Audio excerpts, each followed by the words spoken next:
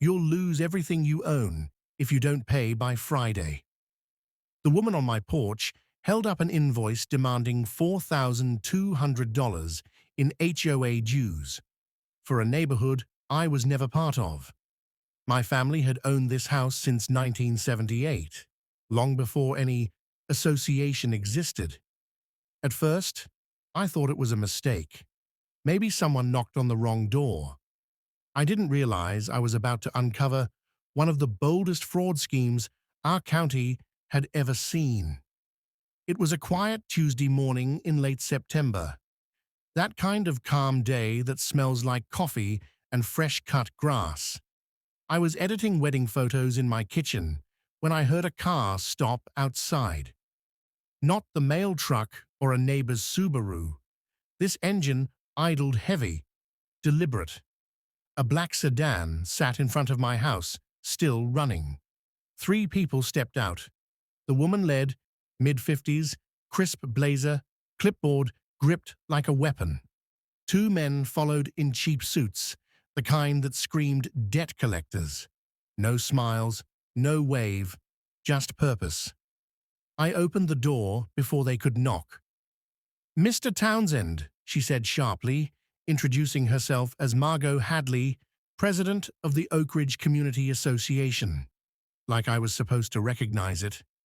She handed me a glossy invoice, gold logo and all. Monthly dues, late fees, admin costs. Everything looked official, but felt wrong.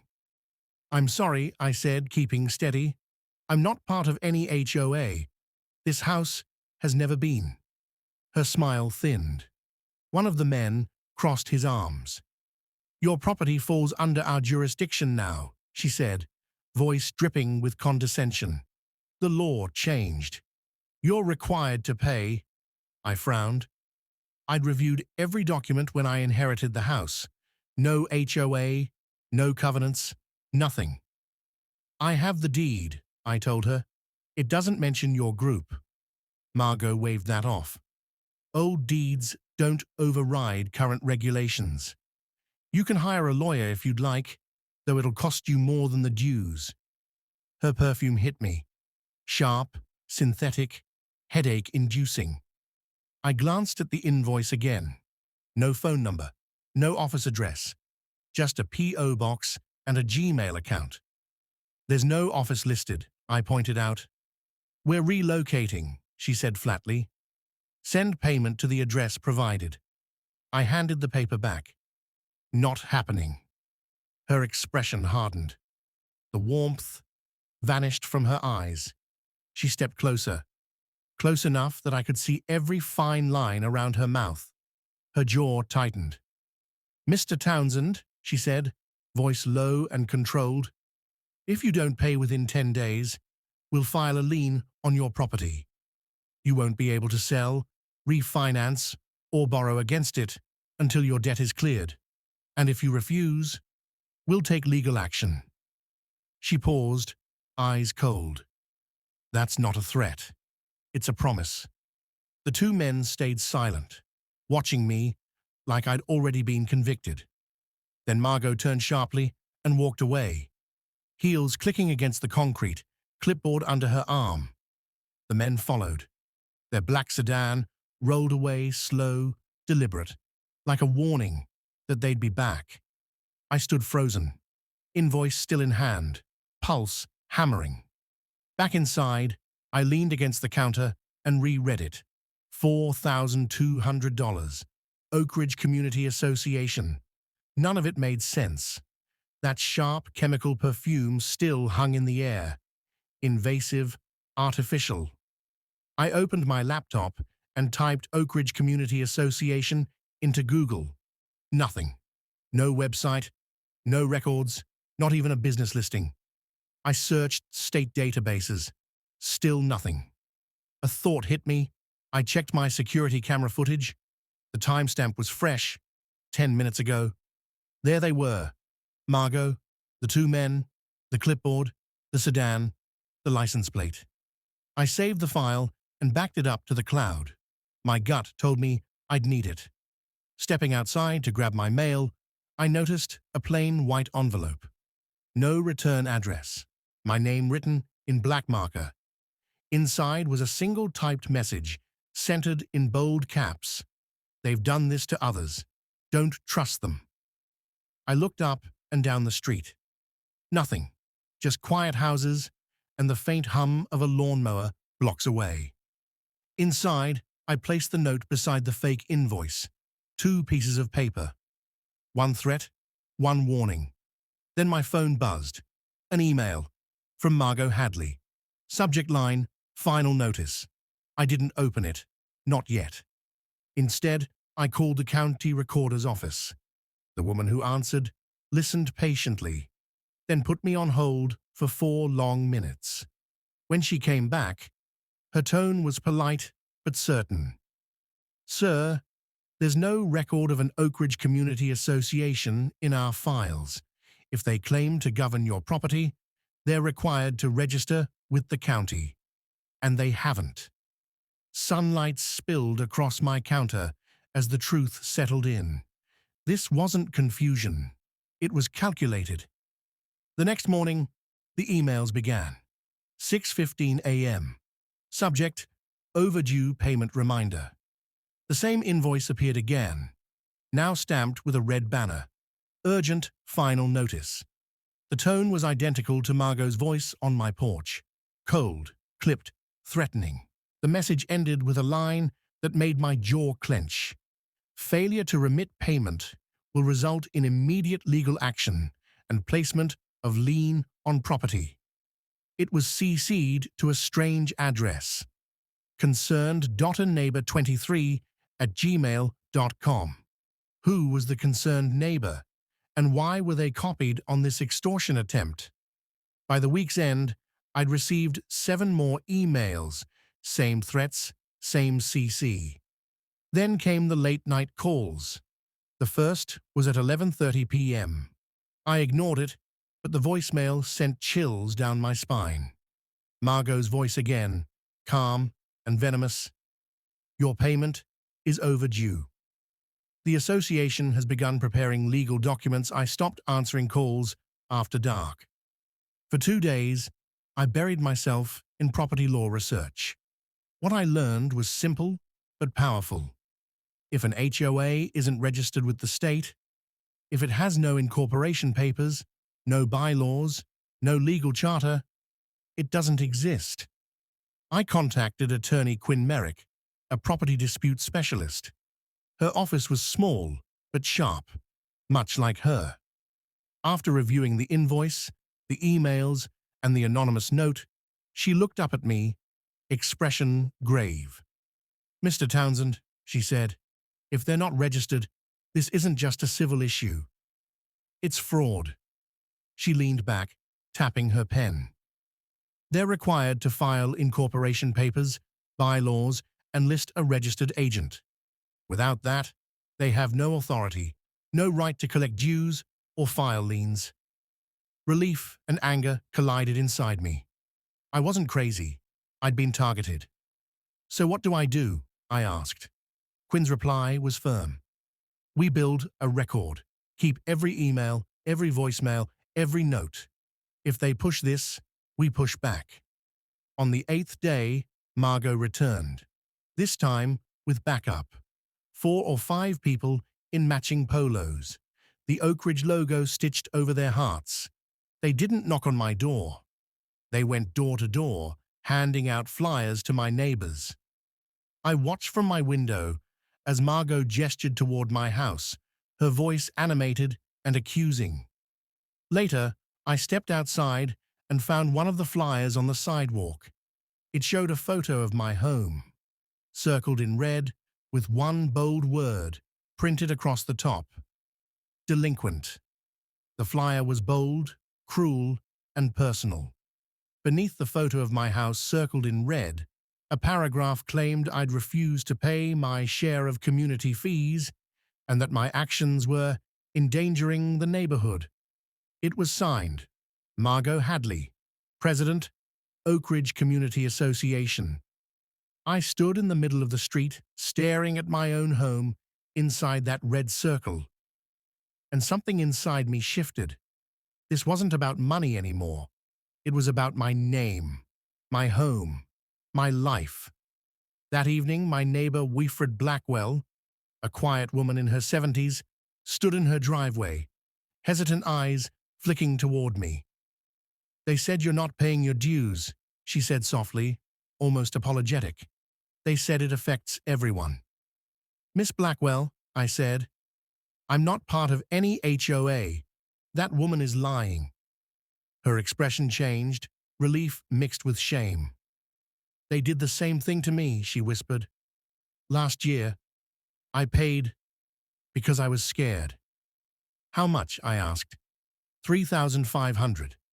My stomach turned. A 74-year-old woman bullied into paying a ghost organization.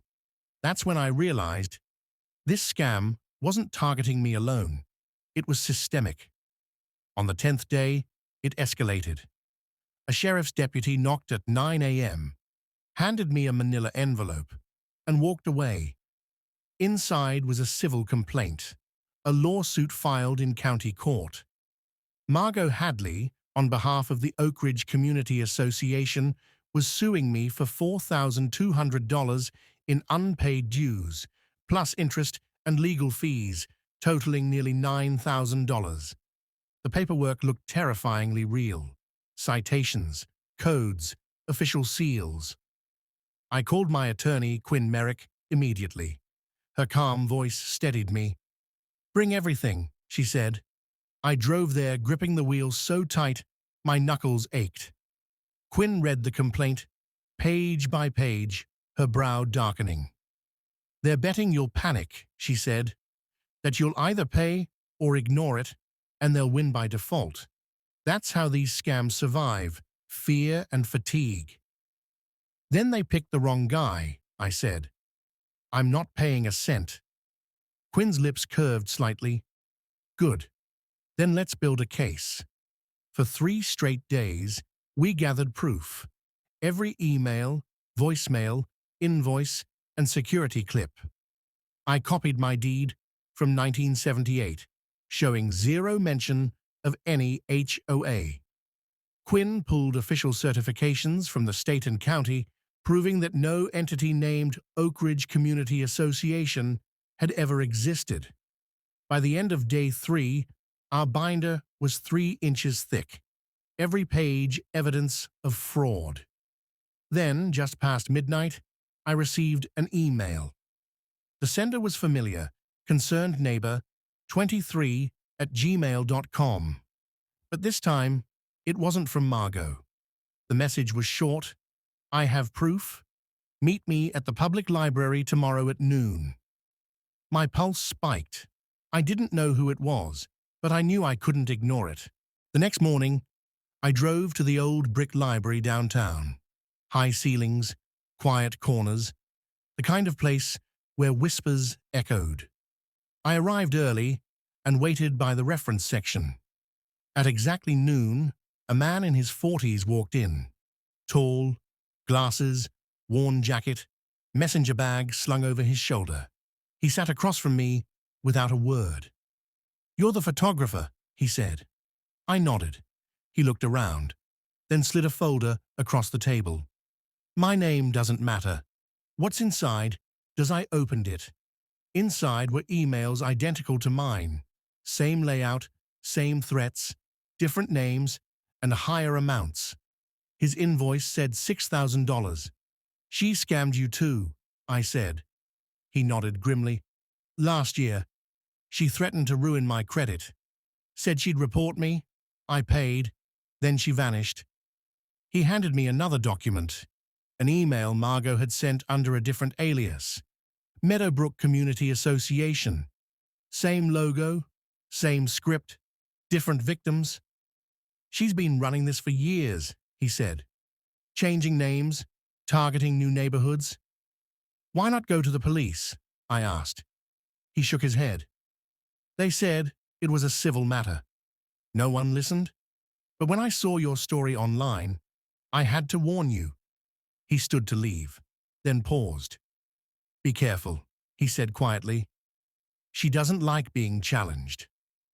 Then he was gone, swallowed by the rows of books like a ghost. The hearing was scheduled for 2 p.m. Quinn and I arrived early, our binder stacked with proof. The courthouse smelled of old wood and polished floors.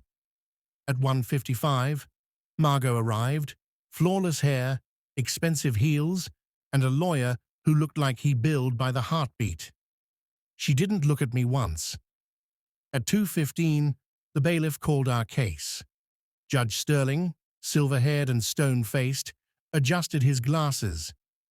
"Collection matter," he read aloud. "Plaintiff seeks payment of HOA dues. Defendant disputes membership." Margot's lawyer started smooth and confident.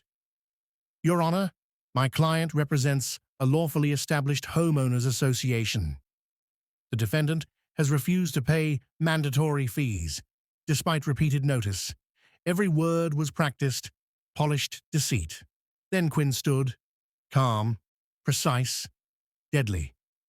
"Your Honor," she said, "the plaintiff claims to represent an HOA, but no such entity exists in state or county records. We have certifications confirming that Oak Ridge Community Association is not registered, has no bylaws, no articles of incorporation, and no legal standing." She placed the documents on the judge's desk. Furthermore, the defendant's property deed, dating back to 1978, contains no covenant or HOA clause of any kind. The courtroom went silent, except for the hum of the air conditioner. Judge Sterling read the documents carefully, then looked up, his expression unreadable. "Ms. Hadley," he said slowly, "on what authority do you claim to govern these properties?" Margot's lawyer fumbled. Margot's face turned pale.